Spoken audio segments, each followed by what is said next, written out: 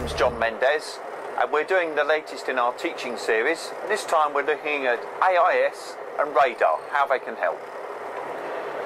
I've just got the plotter in front of me here and I've got it in decluttered mode so there's not too much information there.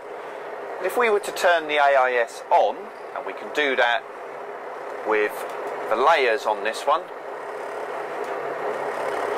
and immediately you see all these triangular blobs appear. They're all ships that we need to obviously avoid. AIS is great, it's compulsory fit on bigger commercial ships and most passenger vessels, and lots of leisure boaters fit it as well. And it gives us a clear idea of some of the things we want to miss.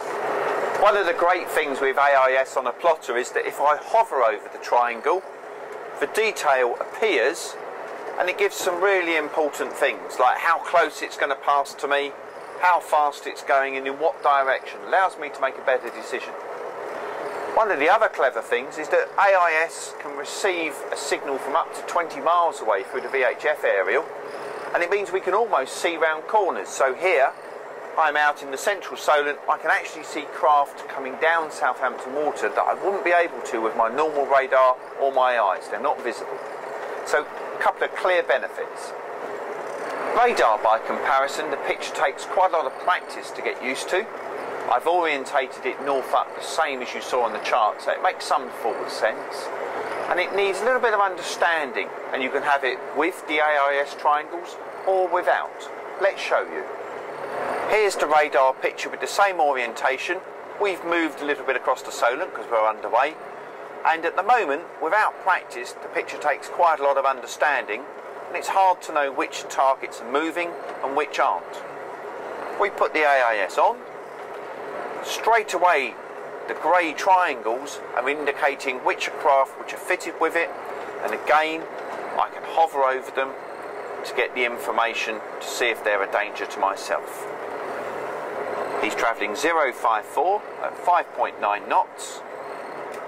And the problem is the information's only available when we're picking up the signal. So it's a little variable at times. But overall, big improvement of what we know about the targets. I've just changed course to see if I can show you what happens. When those targets become interesting or even dangerous to us, they change colour. And if I'd left the alarm on, that would beep as well. But there's so many targets in the Solent, one of the issues that the alarm can drive you a bit mental. Here, if I just hover up the page, we can see there's a target coming down there. There's the grey triangle. When I hover over it, the information picks up, and it's coming on a bearing of 141 degrees true.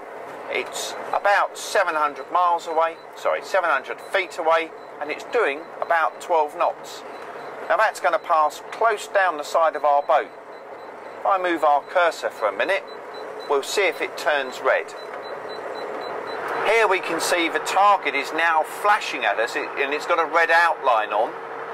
That means we should be taking action to make sure we're doing the right thing here. Particularly if it was foggy or poor visibility, this would be a massive aid. The little target just here on our heading line is actually a green navigation mark. That's the edge of the shipping channel. So if I get beyond that, I'm going to be safe. Here's highlighted quite clearly one of the differences though. The red edged triangle is not actually the ferry. The ferry is that big blob on the radar there. So there's always a slight disparity with the information. And you just need to be aware that, like everything else that we do in nav, it's an aid to our navigation and an aid to our safety. Ferry's bearing down on us quite fast now. I'm sure Lester will show us out the window. So at the end of the day, Mark 1 eyeball, absolutely vital.